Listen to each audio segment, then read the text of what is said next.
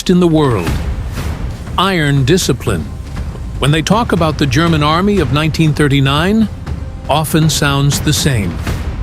The best in the world. Iron discipline. Real soldiers. And they immediately add, and now it's not the same. But the historian always asks one simple question. And what exactly are we comparing? People, technique, or epochs? Because if you compare eras, the answer will not be like that at all, as it seems at first glance. Let's figure it out calmly. No shouting, no slogans, just on 1939. It's a world without the internet, without satellites, without digital cards. The commander learns about the enemy from the reports, often outdated.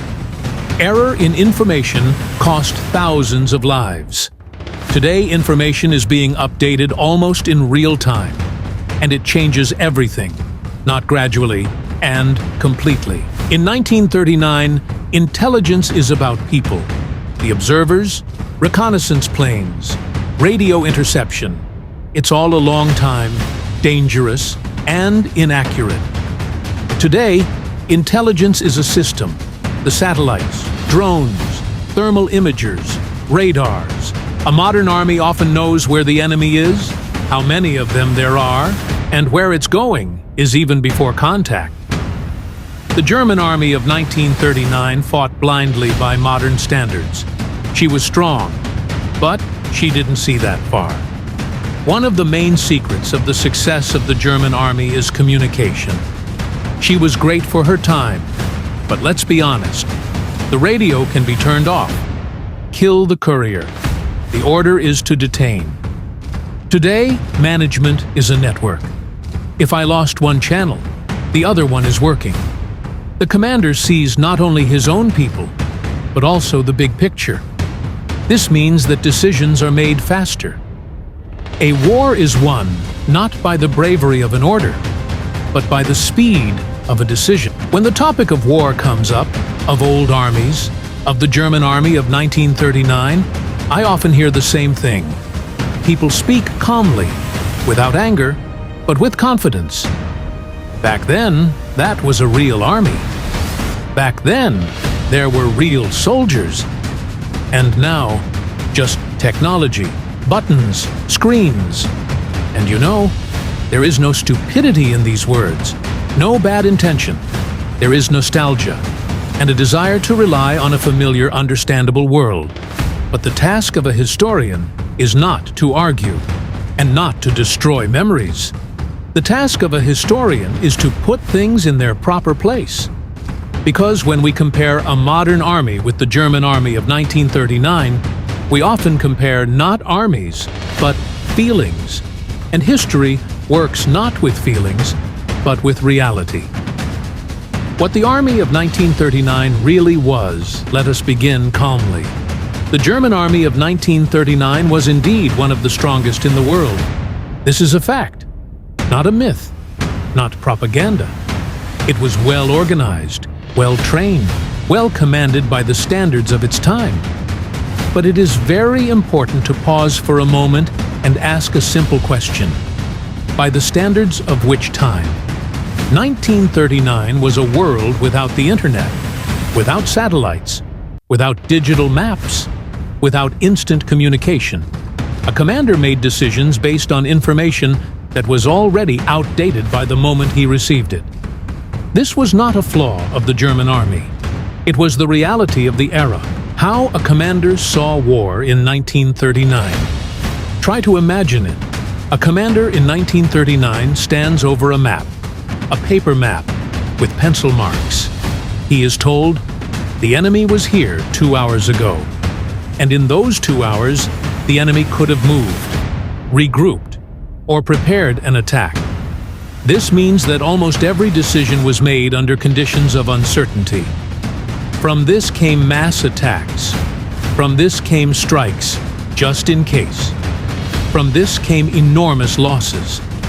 Not because soldiers were not valued, but because the battlefield could not be seen as a whole. How war is seen today. Now, Without emotion, let us look at the modern army. Today, the battlefield is a screen. A commander sees where his forces are, where the enemy is, where there is movement, where there is a pause. He sees at night, in smoke, in bad weather. This does not make war easier. It does not make it more honest.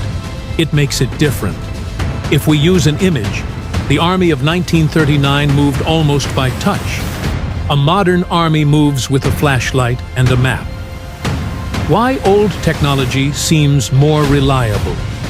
Very often people say, technology used to be simpler, more reliable.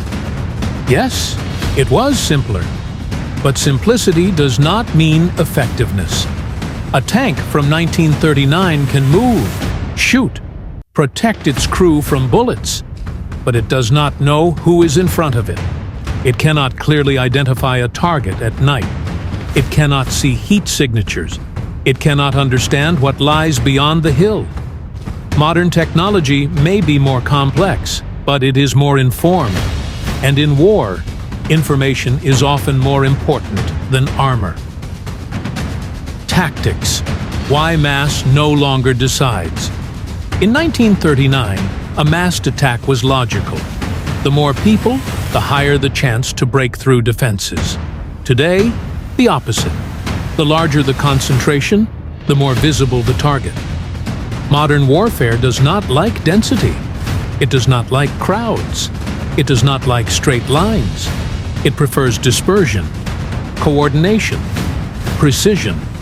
This is not because soldiers became afraid.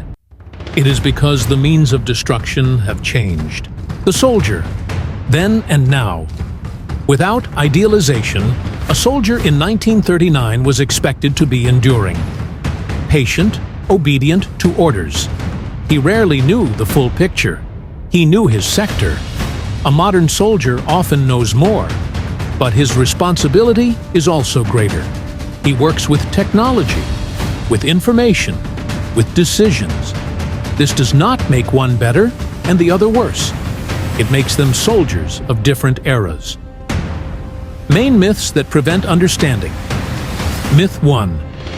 Back then, they fought for real. History says they fought as they knew how. Myth 2.